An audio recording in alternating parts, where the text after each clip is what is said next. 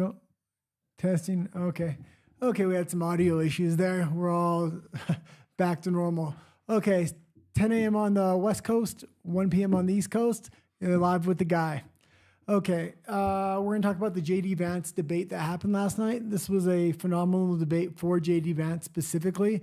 Tim Walz looked like a deer in the headlights. Now, I won't say Tim Walz completely failed. J.D. Vance went nice and easy on him because I think the overall thing that J.D. Vance wanted to accomplish in this debate was to be likable and normalized. The Democrats had previously spent hundreds of millions of dollars trying to smear J.D. Vance as somebody that humps the couch and that isn't normal and he's a weirdo. You kept hearing the Democrats say, J.D. Vance is a weirdo. J.D. Vance is a weirdo. This was their labeling. Now J.D. Vance got on stage and the national public got the first chance to see him, and he looks like anything but a weirdo. He looks like the most normal guy of the four candidates. I would say a lot of people are looking at the two candidates last night and saying they wish they were the candidates going forward. But I would say even more so for J.D. Vance. J.D. Vance is 2 generations younger than Trump and Biden and 1 generation younger than Kamala Harris. He has a youthful appeal and youthful ideas, populist ideas that really appeal to a broad spectrum of people. Now for J.D. Vance, I think, and not only for J.D. Vance, but I think the debate in general was less about winning voters. I think whoever's going to vote in this election has pretty much chosen at this point. The people that haven't are such a small minority, and I think Trump has a big enough lead where it's not going to really matter. For J.D. Vance, it was really establishing the future of the MAGA movement. And I think the Democrat Party knows this. I think the Democrat Party has been trying to label the Republican Party as, the Trumpian Party. They realize now that this is a MAGA movement, the Make America Great Again movement. And when the Democrats have been saying, this could be the last election of our life, democracy's going to die, Trump's never going to leave office. Well, in a way, they're right, because Trump is never going to leave office because the movement that he started really has legs to run on while the Democratic Party is withering away and dying. So J.D. Vance is really looking like after the 4 years of Trump, if he does everything right, he's going to have 8 years in office. Or at least 4. So they're looking at a decade of having to reestablish the Democratic Party. The only way I see that the Democrats can really reestablish, and I don't think they will, is by inviting RFK back into the fold in the Democratic Party and allowing him to reform that party completely, because he has a lot of the same populist ideals J.D. Vance has. Now, that being said, I don't think the Democrats are going to do that at all. I think they're going to go with Gavin Newsom on the next election, which is really this traditional Democratic pit bull. And they've invested too much time, too much money, and too much effort into this globalist propaganda, into this uniparty they've had since almost the 1980s. With Ronald Reagan, even though I liked Ronald Reagan, there was really this unified consensus of this uniparty and the ideals that the Republicans and the Democrats wanted. There was only so much in the Overton window they would go outside of, and they agreed on most of the main issues. When election time came up, they were quibbling over small issues that really didn't really reflect what the uniparty wanted. So since about the 1980s in the United States, these parties have worked together. With Donald Trump coming into the election, you really seen the split from that uniparty, and that's why they think he's such a danger to democracy. But with that being said, Donald Trump has almost completely reformed the Republican Party. Now with J.D. Vance in there as the successor for Donald Trump, he's really going to finish that reform. And if the Democrats want to have any hope in the future, they're going to need to kind of invite RFK over and have a lot of the populist ideals the Republicans have. The issue is they have so many. What you can potentially see coming with the Republican Party is as the Democratic Party starts to crumble, the military-industrial complex, corporations, big food, big agriculture are going to want a safe home with a winner. You're going to see him try to convert over to conservatism. You're going to see him potentially try to convert over to the Republican Party, and the Republican Party may eventually become the corporate party again. Right now, they're not. They're the populist party. They're the party of the people.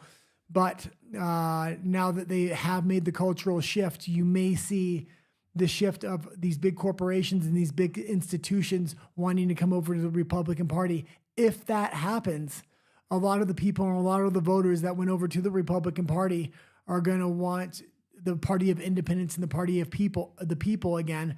And RFK has an opportunity to bring that back to the Democratic Party. So you're seeing this reestablishing of this uniparty and things like this. But let's get back to the debate. I'm kind of getting sidetracked. I just got back from the gym and I'm kind of spitballing today's episode. That's why I don't have any notes or a computer in front of me. And just also why the sound didn't work earlier and we're having sound issues right now. But let's play the first clip and we'll go over it. I've watched the debate a couple of times now. And just to clarify for our viewers, Springfield, Ohio does have a large number of Haitian migrants who have legal status, temporary protected status. Well, Margaret, but thank you, Senator. We have so much to get to. Margaret, I think it's important because we're going to turn out of the economy. Thank Margaret, you. The rules were that you guys weren't going to fact check, and since you're fact checking me, I think it's important to say what's actually going on.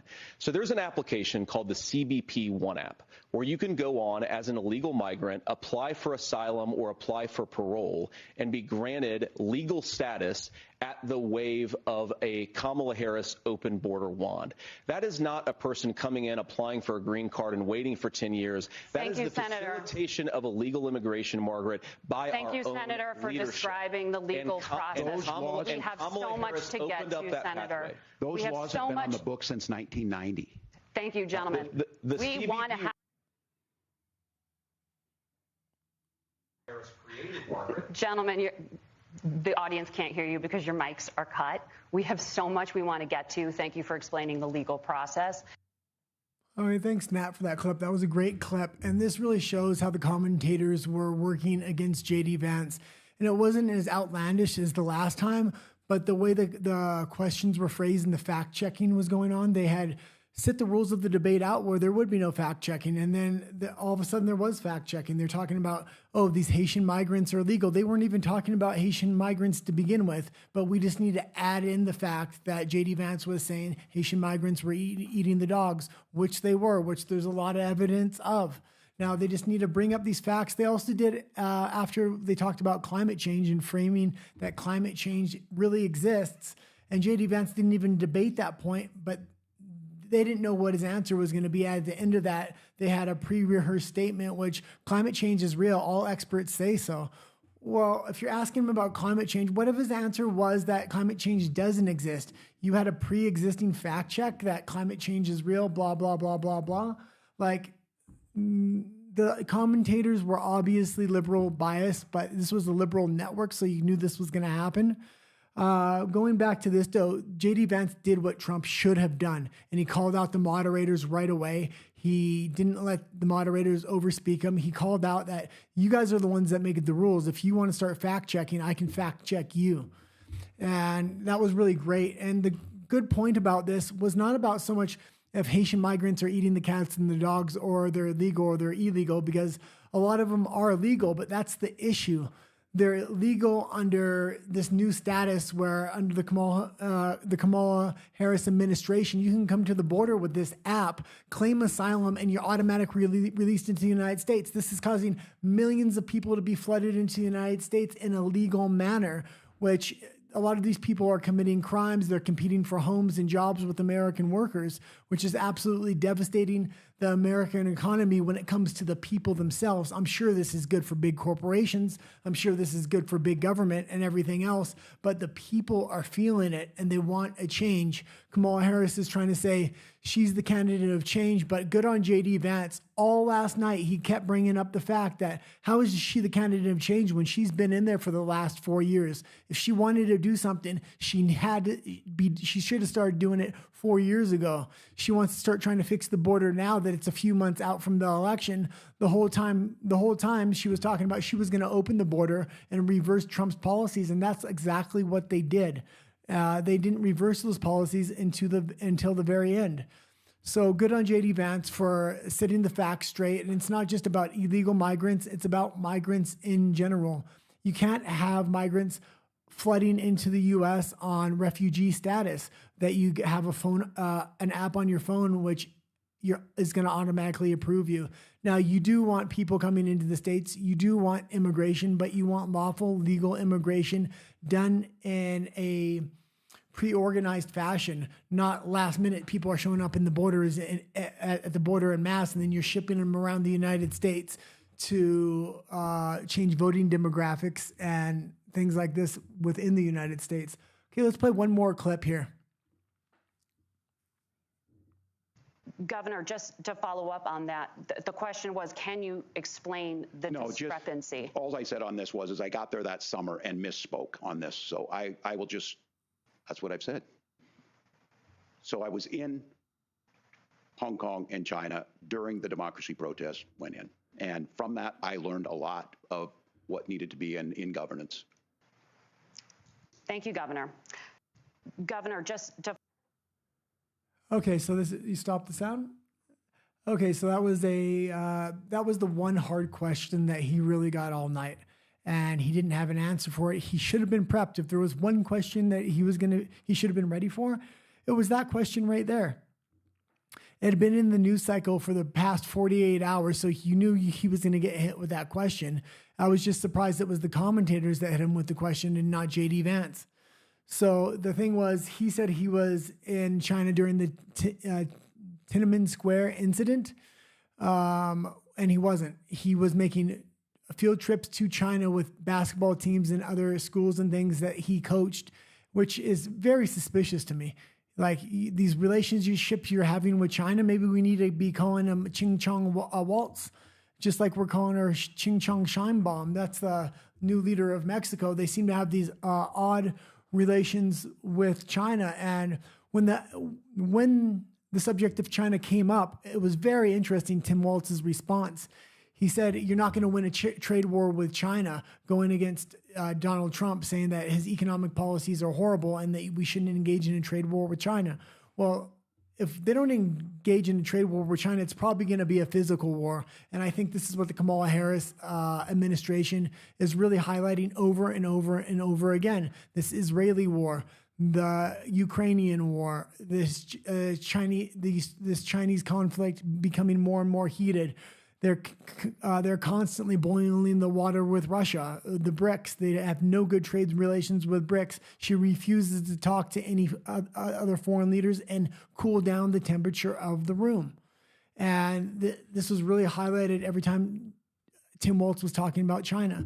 Also, Tim Walz seems to be extremely pro-censorship. It came up at the end of the debate when they started talking about January 6th. And January 6th alone, the questions they were asking about it were completely biased in framing the Republican Party as some party that's anti-democracy. But the truth was, Hillary Clinton kept saying the election was stolen, things like this.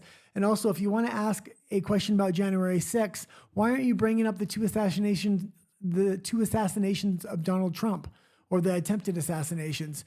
Doing that would have been at least one question for the Democrats, one question for the Republicans, but that's not what's happening. They kept trying to frame January 6th as an attack on democracy. And these were like handmade questions for Tim Walz. And that was probably his biggest highlight of the night, was when he asked J.D. Vance, do you think the election was stolen, or do you think, who do you think won the election? And J.D. Vance kind of did avoid the question, because a lot of people do think the election was stolen, and rightfully so. When Time Magazine writes an article talking about how they stole the election through ballot boxes, through different types of voting manipulation and things like this, there was a long list in that Time Magazine article, and that's just one instance of why people thought the election was stolen. January 6th was the people of the United States voicing their opinion about, they didn't feel the election was done right, and it may have been stolen, it may have not. Donald Trump basically said, march peacefully and march peacefully to the Capitol. He didn't say anything about starting a riot or anything like this. But the Democrats keep bringing up January 6th with the committee, with the questions and everything else, because when they do lose the election, if they lose it in a close enough election, they want to be able to have an alternate slate of electors that they can, so they cannot pass over power to Donald Trump, J.D. Vance, and the MAGA movement. Okay, let's go into another clip. Would you again seek to challenge this year's election results, even if every governor certifies the results? I'll give you 2 minutes. Well, Nora, first of all, I think that we're focused on the future. We need to figure out how to solve the inflation crisis caused by Kamala Harris's policies, make housing affordable, make groceries affordable, and that's what we're focused on. But I want to answer your question because you did ask it. Look, what President Trump has said is that there were problems in 2020, and my own belief is that we should fight about those issues, debate those issues peacefully in the public square, and that's all I've said, and that's all that Donald Trump has said. Remember, he said that on January the 6th, the protesters ought to protest peacefully. And on January the 20th, what happened? Joe Biden became the president, Donald Trump left the White House, and now, of course, unfortunately, we have all of the negative policies that have come from the Harris-Biden administration. I believe that we actually do have a threat to democracy in this country, but unfortunately, it's not the threat to democracy that Kamala Harris and Tim Walz want to talk about. It is the threat of censorship. It's Americans casting aside lifelong friendships because of disagreements over politics. It's big technology companies silencing their fellow citizens. And it's Kamala Harris saying that rather than debate and persuade her fellow Americans, she'd like to censor people who engage in misinformation. I think that is a much bigger threat to democracy than anything that we've seen in this country in the last 4 years, in the last 40 years. Now, I'm really proud, especially given that I was raised by two lifelong blue-collar Democrats, to have the endorsement of Bobby Kennedy Jr. and Tulsi Gabbard, lifelong leaders in the Democratic coalition. And of course, they don't agree with me and Donald Trump on every issue. We don't have to agree on every issue, but we're united behind a basic American First Amendment principle that we ought to debate our differences. We ought to argue about them. We ought to try to persuade our fellow Americans. Kamala Harris is engaged in censorship at an industrial scale. She did it during COVID. She's done it over a number of other issues. And that, to me, is a much bigger threat to democracy than what Donald Trump said when he said that protesters should peacefully protest on January the 6th. Governor? Okay, that was a good clip. There's a lot of things in there I would like to cover. Maybe I'll start with the one thing that wasn't in there, and that was at the end of the debate when Tim Walz gave his closing statement. I believe he said, look at the coalition Kamala Harris has formed of Dick Cheney and Taylor Swift. Like, are you joking me? You're trying to quote a pop star that's in your coalition. She's not even involved in politics. Why should that influence the way somebody votes? And number two, you have a warmonger like Dick Cheney, and you're touting that as you're the party of hope and change. It sounds like you're the party that wants to go back to Iraq and start another war.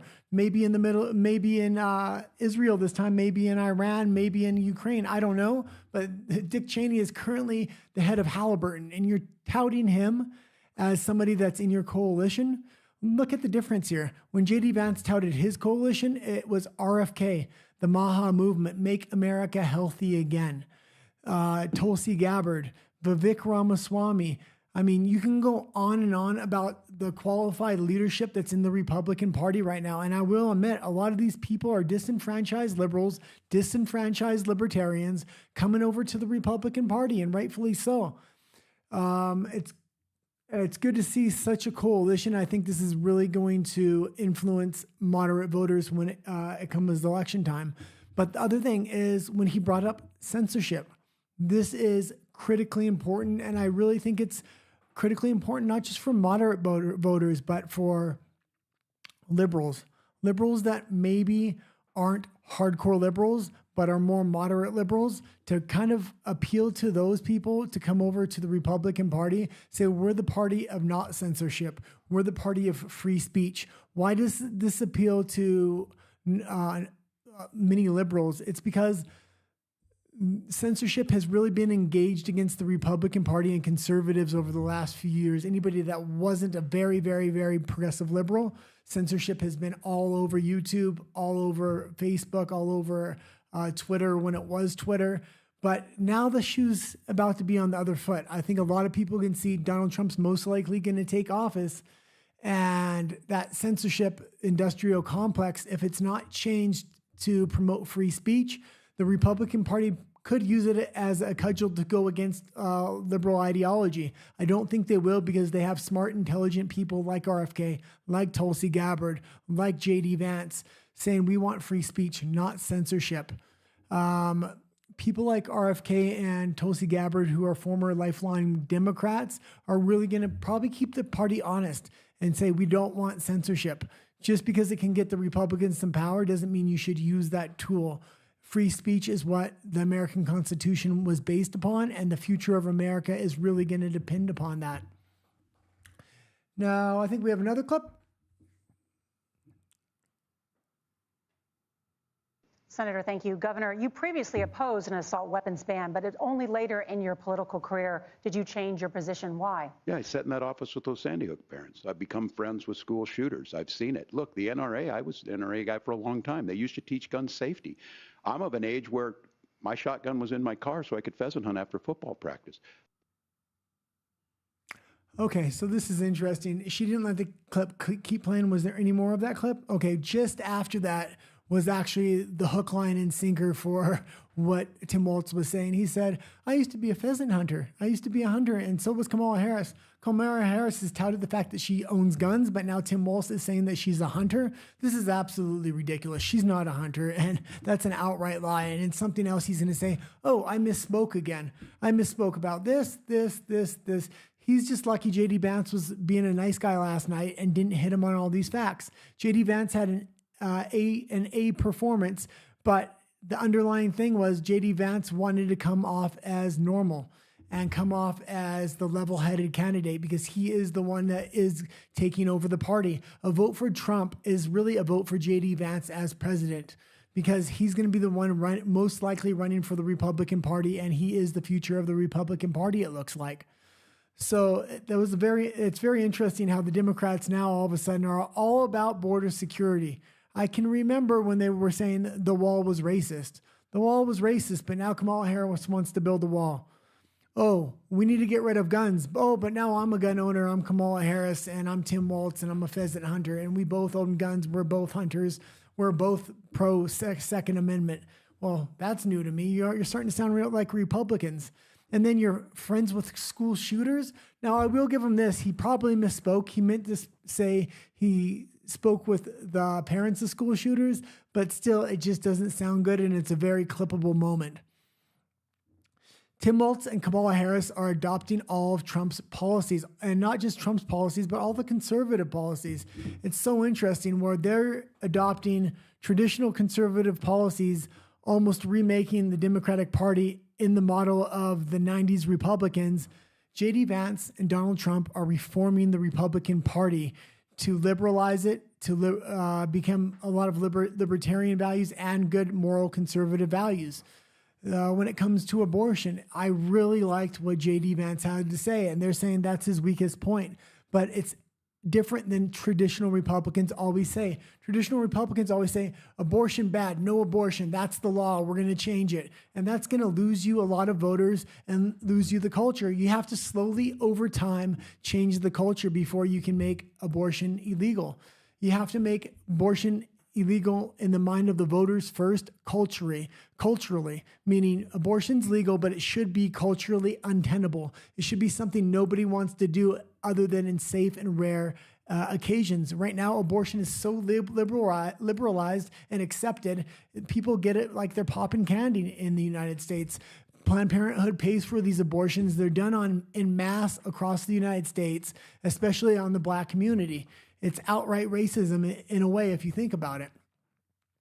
Now, what J.D. Vance is having is a different approach to abortion. He's saying we need, when he talks to people, people say they can't afford to have kids. It's untenable in this country to have kids. They want to be able to raise their kids. Child care is unaffordable. He's saying we need to address these issues first before we ever touch abortion.